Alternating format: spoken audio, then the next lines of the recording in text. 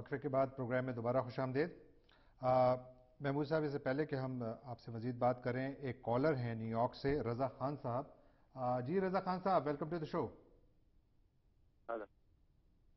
Hello جی السلام علیکم جی رضا خان صاحب، میرا سوال یہ ہے کہ میں مبارکباد دیتا ہوں کہ میڈیا کی وجہ سے میں مبارکباد دیتا ہوں آپ لوگوں کو کہ میڈیا کی وجہ سے اب کوئی سیاستدان پاکستان کی عوام کو جو ہے بیوقوف نہیں بنا سکتا۔ میرا کوشچن یہ ہے کہ آپ ان صاحب سے یہ پوچھیں کہ یہ جو لوٹے شامل ہو رہے ہیں، جو ماضی میں کوئی 3 منسٹر رہے، کافی عمر اقتدار میں رہے، تو یہ لوگ کیسے انقلاب لائیں گے؟ یہ تو وہی گھٹے بیٹھے چہرے آ چکے ہیں، ٹوانے دوسرے، اور تحریک انصاف کے وہ عمر چیمہ صاحب نظر نہیں آ رہے جنہوں نے بڑی قربانیاں دیں۔ ایبٹ آباد کے اندر سردار شیر بہادر نے استعفیٰ کہ لوٹے شامل ہو رہے ہیں، اور ان لوگوں نے استعفیٰ دینے کے بعد تحریک انصاف سے میاں نواز شریف صاحب کی پارٹی میں چلے گئے۔ یہ کیسے انقلاب کی بات کرتے ہیں؟ کیسے انقلاب آئے گا؟ انقلاب میڈیا کی وجہ سے اور چیف جسٹس کی وجہ سے، آزاد عدلیہ کی وجہ سے پاکستان کے اندر ہے۔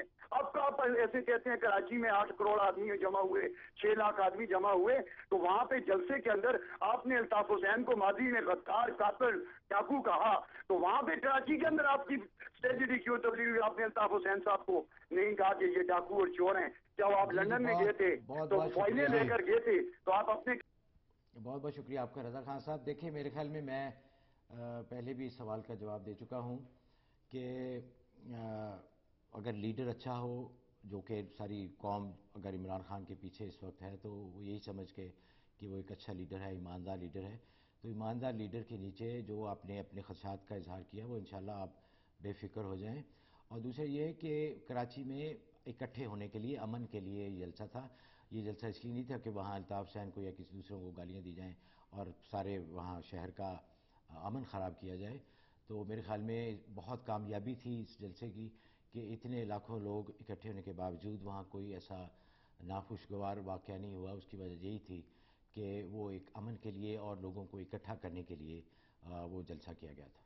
جی محمود صاحب، انہی کی بات کو آگے بڑھاتے ہوئے میں یہ پوچھنا چاہوں گا کہ دیکھیں وہ بات تو ٹھیک ہے، آپ کسی کے اوپر کرٹیسزم کریں، کرٹیسزم برائے کرٹیسزم بات بنتی نہیں ہے، لیکن اگر آپ کسی اپنی پالیسی پر یا اپنی ایڈیالوجی اور سوچ کے مطابق کرٹیسزم کریں تو وہ علیحدہ بات ہے۔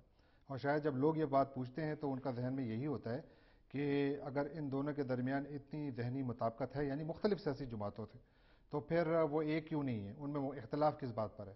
تو میرا بھی یہی سوال ہے کہ آپ کی پارٹی نشانہ بنا رہی ہے مسلم لیگ نون کو یا پیپلز پارٹی کو، دونوں کے بارے میں ہر بندہ جانتا ہے کہ یہ اینٹی اسٹیبلشمنٹ ہیں، لیکن آپ لوگ ان پارٹیوں کے اوپر انگلی نہیں اٹھا رہے، یعنی ان کی سیاسی سوچ یا ان کے پروگراموں سے اختلاف بھی نہیں کر رہے جو کہ پرو اسٹیبلشمنٹ سمجھی جاتی ہے۔ ایسا کیوں ہے؟ لیکن آپ کا سوال جواب دیں، لیکن اس سے پہلے میاں زمان صاحب کینیڈا سے، ان کا سوال بھی سن لیتے ہیں۔ جی میاں صاحب، Mian Zaman sahab, you are on air, welcome to the show. السلام علیکم۔ وعلیکم السلام۔ ہلو جی وعلیکم السلام۔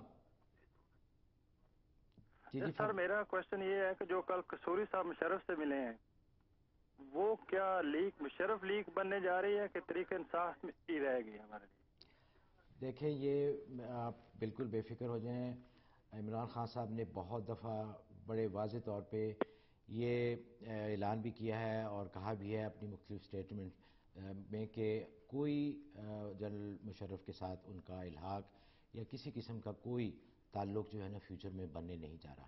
تو آپ بالکل اس بارے میں بے فکر ہو جائیں، ایسا نہیں ہوگا انشاءاللہ۔ اچھا، آپ کا جو سوال تھا، دیکھیں ہماری پاکستان تحریک انصاف کو سمجھنے کی ضرورت ہے۔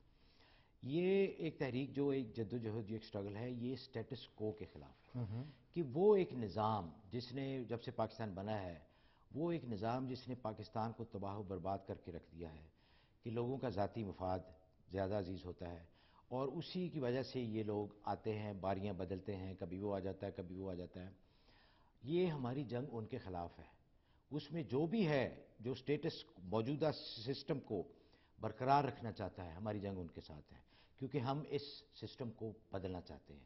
ہم وہ سسٹم لے کے آنا چاہتے ہیں کہ جس میں ہر ایک کو انصاف ملے، کرپشن ختم ہو، میرٹ کے اوپر ترقیاں ہوں، لوگوں کو عزت ملے، غریب اور امیر کے لیے ایک ہی قانون ہو، سب کے لیے برابر ہو، اور ہر پاکستانی اپنے پاکستانی ہونے پہ فخر کر سکے. ہم وہ نظام لانا چاہتے ہیں.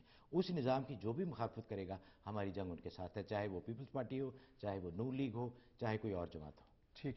لیکن کراچی میں جس طرح آپ نے ذکر کیا کہ آپ لوگوں نے یہ امن کی ایک ریلی بھی تھی جہاں پر کہ امن کا پیغام دیا گیا, اور بے شک دیا گیا, لیکن اس کے ساتھ ساتھ ایک سوال یہ بھی اٹھایا جا رہا ہے کہ کیا آپ لوگوں کی پارٹی یہ اہلیت رکھتی ہے کہ یہ کراچی سے کوئی سیٹیں بھی نکال پائے گی؟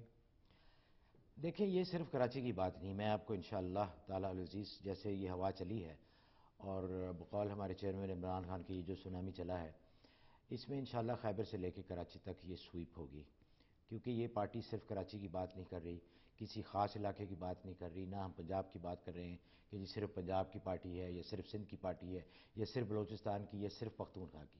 ہماری پارٹی پورے پاکستان کی ہے اور پورے پاکستان کے عوام کی ہم بات کر رہے ہیں.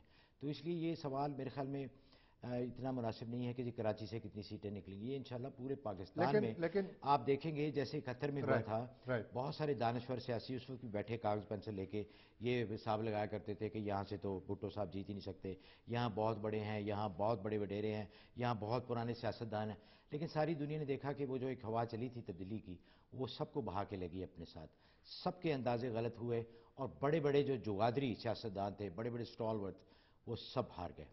تو اسی طرح انشاءاللہ عوام تبدیلی چاہتے ہیں, عوام اس پارٹی کو چاہتے ہیں جو تبدیلی لائے گی, اس لیڈر کو چاہتے ہیں جو ایماندار ہو اور جو پاکستان کے جس کے لوگوں کے ساتھ جس کو درد ہو اور جس نے کچھ کر کے دکھایا, جس کا ماضی بے داغ ہو.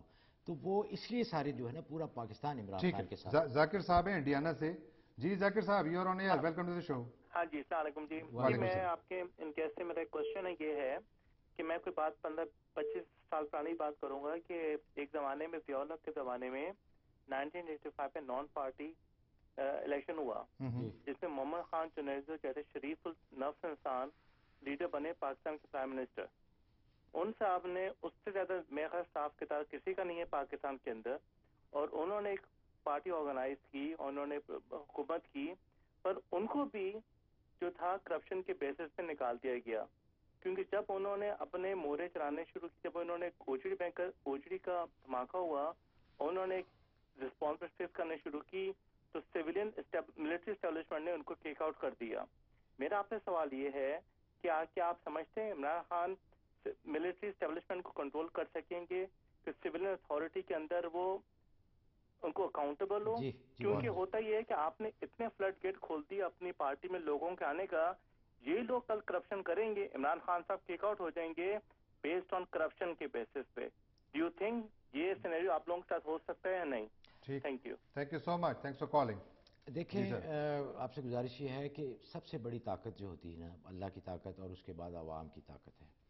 عوام کی طاقت آپ نے ایک ملک میں نہیں, آپ نے ابھی بالکل نیئر پاس جو گزرا ہے بہت سارے ممالک میں آپ نے دیکھا کہ بڑے بڑے جو جنہوں نے اپنے پنجے گاڑے ہوئے تھے اور وہ اپنے قلعے مضبوط کیے ہوئے تھے اور وہ سمجھ رہے تھے کہ ان کو کوئی ہلا نہیں سکتا, عوام کی طاقت نے ان کو ہلا دیا.